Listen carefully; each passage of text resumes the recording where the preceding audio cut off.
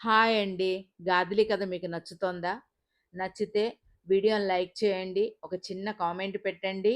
నా ఛానల్‌ని సబ్స్క్రైబ్ చేయండి. ఈ 11వ భాగంలో ముఖ్యమైన ట్విస్ట్ ఉందండి. ఇక లేట్ చేయకుండా 'గాదిలి' 11వ భాగంలోకి వెళ్ళిపోదాం. వీరేంద్ర కిందకు వచ్చాడు. రాధ కనిపించలేదు. రంగయ్య అంటూ కేకేశాడు. రంగయ్య రాగానే, రంగయ్య అమ్మగారేరి ఇంకా రాలేదా అన్నాడు. రాలేదని రంగయ్య చెప్పాడు. రాధ ఆ రోజు ఉదయమే తెలిసిన ఫ్రెండింట్లో ఫంక్షన్ ఉందని వెళ్ళింది.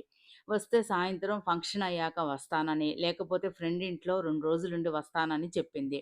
ఇంకా రాలేదేమిటి రాధ అనుకుంటూ వీరేంద్ర గాదిలి స్టోరీ ఎలా మొదలు పెట్టాలో అని ఆలోచించుకుంటున్నాడు. కాసేపటికి రాధ వచ్చింది. రాధను చూసి వీరేంద్ర ఆశ్చర్యపోయాడు. పొద్దున్నే ఫంక్షన్ కని చక్కగా తయారై కళకళలాడుతూ వెళ్ళిన రాధ పీక్కుపోయిన మొహంతో వచ్చింది. చాలా డల్‌గా ఉంది. "ఏం రాధా అలా ఉన్నావు? డల్‌గా. ఏమైంది? ఫంక్షన్ బాగా జరిగిందా?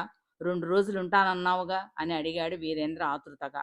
"ఆ! బాగా జరిగిందండి. దూరం వెళ్ళి రావడం, అక్కడ ఫంక్షన్‌లో అటు ఇటు తిరగడంతో బడలికగా ఉందండి. బాగా స్ట్రెయిన్ అయిందండి" అంది రాధ. "సరే రాధా! నువ్వు రెస్ట్ తీసుకో" అని అన్నాడు వీరేంద్ర. మర్నాడు నుంచి వీరేంద్ర 'గాదిలి' అనే టైటిల్ పెట్టి కథ రాయడం మొదలుపెట్టాడు. గాదిలి బాల్యం, యవ్వనం, ఆమె తల్లిదండ్రులు, అక్క మైథిలి గురించి ఆమె చెప్పిన కథంతా గుర్తు చేసుకుంటూ అతను రచయిత కాబట్టి పాత్రలను, కథను మరింతగా ఎలివేట్ చేస్తూ రాయడం మొదలుపెట్టాడు. మళ్ళీ వస్తానని చెప్పిన గాదిలి జాడలేదు. ఆమె మళ్ళీ రాలేదు. ఎప్పటిలాగే పాఠకుల నుంచి స్పందన వచ్చింది. కొంతమంది పాఠకులైతే, "సార్ ఇది నిజంగా జరిగిన కథేనా? లేక మీరు ఊహించి రాస్తున్నారా?" అని అడిగారు.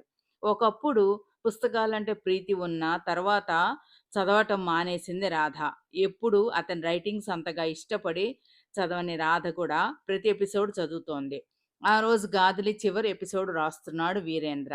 భర్ భర్త చక్రి ఆమెను పెట్టే టార్చర్ ఎక్కువైంది. "ఆ రోజు సినిమాకు వెళ్దాం పద" అన్నాడు చక్రి. ఆ మాటకు గాదిలి చాలా సంతోషపడింది. గబగబా తయారవ్వడం మొదలుపెట్టింది. మొఖం కడుక్కొని చీర కట్టుకుంటోంది. "ఏంటి ఇంకా రెడీ కాలేదా? మనం సినిమాకి వెళ్తున్నామా? స్వయంవరానికి వెళ్తున్నామా? వెధవ సినిమాకే అంత మంచి చీర దేనికి?" అన్నాడు. గాదిలీకి సినిమాకి వెళ్ళాలన్న ఉత్సాహం చచ్చిపోయింది. ఆ చీర తీసేసి ఇంట్లో కట్టుకున్న చీర కట్టుకుంది. "పద పద ఇప్పటికే ఆలస్యమైంది" బండి తీస్తూ చక్రి అనడంతో మారు మాట్లాడకుండా అతని బైక్ వెనకాల కూర్చుంది. సినిమా హాలుకి వెళ్లారు. చక్రి బండిని పార్క్ చేసి టికెట్లు తీసుకోవడానికి వెళ్ళాడు. జెంట్స్ క్యూ పెద్దదిగా ఉంది. లేడీస్ క్యూలో ఇద్దరే ఉన్నారు. ఇంతలో ఒకతను గాదిలి దగ్గరికి వచ్చి, "మేడం, లేడీస్ క్యూ తక్కువగా ఉంది. మా ఫ్యామిలీ మొత్తం 10 మంది వస్తున్నారు. టికెట్లు దొరుకుతాయో లేదో, లేడీస్ క్యూలో మీరు తీసుకోరా ప్లీజ్ అంటూ రిక్వెస్టింగ్‌గా అడిగాడు. గాదిలి సరేనని అతని దగ్గర డబ్బులు తీసుకొని లేడీస్ కౌంటర్‌లో టికెట్స్ తీసుకొని అతనికిచ్చింది. అతను థాంక్స్ చెప్పి వెళ్ళిపోయాడు. ఇంతలో చక్రి వచ్చాడు. "టికెట్స్ తెచ్చారా" అని లేడీస్ కౌంటర్‌లో తీసుకోనా? నేను తీసుకోనా? అని గాదిలి అనేలోపే ఆమె చెంప చెళ్ళుమనిపించాడు.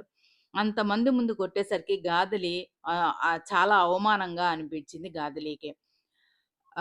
"పద బండెక్కు. సినిమా లేదు, నీది శ్రాద్ధం లేదు" అన్నాడు. గాదిలికి తన తప్పేంటో తెలియలేదు. బండి మీద వస్తుంటే, "వాడెవరు? ఎంతకాలం నుండి పరిచయం?" అన్నాడు. "అయ్యో! అతడెవడో నాకు తెలియదండి" అని గాదిలి అంటే, "అంటే ముక్కు, మొహం తెలియని వాడడిగితే టికెట్స్ తీసిస్తావా?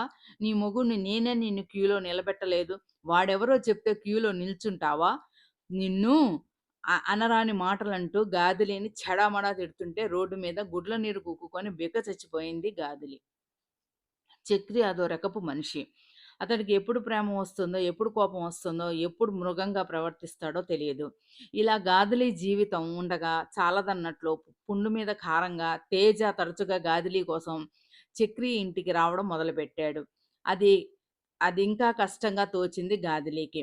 తేజ ఉన్నంత సేపు అతడితో మందు తాగి ఖుషీ చేసేవాడు చక్రి. తేజ వెళ్ళగానే తాగిన మత్తులో గాదిలి గురించి, తేజ గురించి చాలా అసభ్యకరమైన మాటలు మాట్లాడుతూ గాదిలి మనసును చిత్రవద చేసేవాడు. ఒకరోజు తేజ వచ్చి తాను లైట్‌గా తాగి చక్రిని మాత్రం పీకల దాకా తాగించాడు. చక్రి బాగా తాగడంతో మత్తుగా పడున్నాడు. తేజ గాదిలి దగ్గరకు వచ్చి బలవంతం చేయబోయాడు. గాదిలి బాగా పెనుగులాడి, పెనుగులాడి శక్తినంతా కూడదీసుకొని అతని 2 కాళ్ళ మధ్య బలంగా తన్నింది. "అబ్బా! రాక్షసి" అని మూలుగుతున్నాడు తేజ. గాదిలి కూరగాయలు కట్ చేసే చాకు తీసుకొని, "పో! ఇక నుంచి ఇంకెప్పుడు ఈ ఇంటి ఛాయలకు రాకు. వచ్చావా చంపేస్తాను" అని బెదిరించింది. తేజ మూలుగుతూ వెళ్ళిపోయాడు. అతని పీడ విరగడైనందుకు గాదిలి సంతోషించింది. కానీ, ఆమె జీవితాన్ని ఆమె భర్తే నాశనం చేస్తున్నాడనే మర్నాడు గాని ఆమెకు తెలియలేదు. "ఏంటి? రాత్రి తేజ నువ్వు బాగా ఎంజాయ్ చేశారా? చూడు, తేజకి మాత్రం నాకు చెప్పినట్టు ఏ తలనొప్పో అని అడ్డు చెప్పకు. ₹1,00,000 ఇచ్చాడు నాకు" అన్నాడు చక్రి. అంటే తేజ దగ్గర డబ్బులు తీసుకొని తనను తాకట్టు పెట్టాడన్నమాట. అతని మాటలకు గాదలీకి అతడంటే జుగుప్స కలిగింది. ఛీ! నువ్వసలు భర్తవేనా?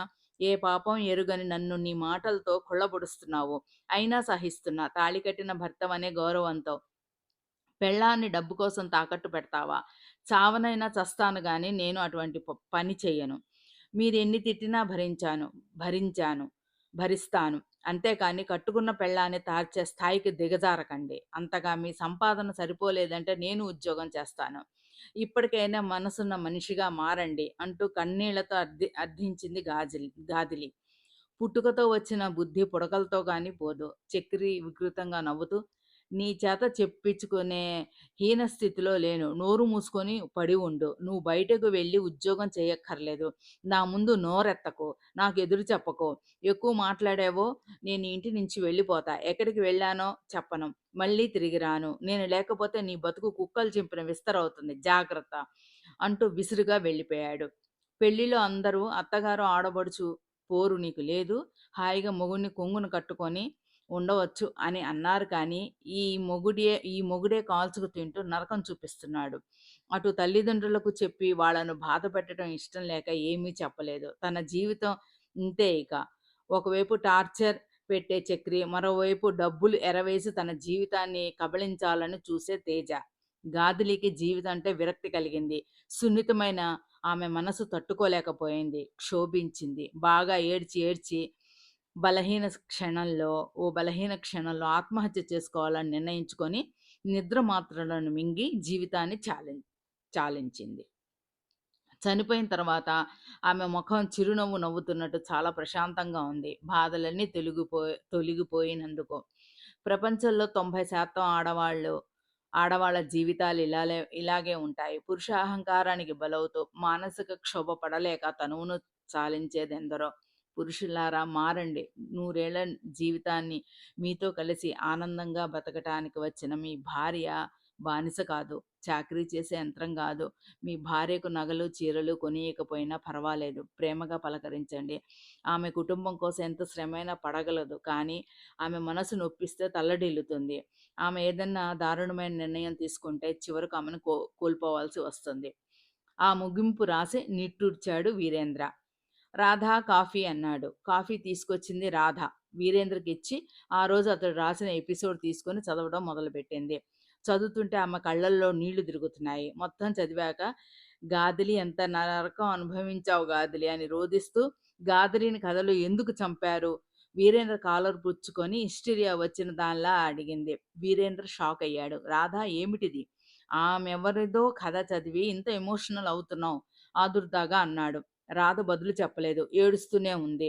వీరేంద్ర ఆమెను దగ్గర తీసుకొని అనునయిస్తూ మళ్ళీ అడిగాడు. అప్పుడు ఏడుస్తూనే రాధ నోరు విప్పింది. గాదిలి నా చెల్లెలు. నేనే మైథిలిని. తరువాత ఏం జరిగిందో తెలుసుకోవాలంటే గాదిలి 12వ భాగం వరకు వెయిట్ చేయండి.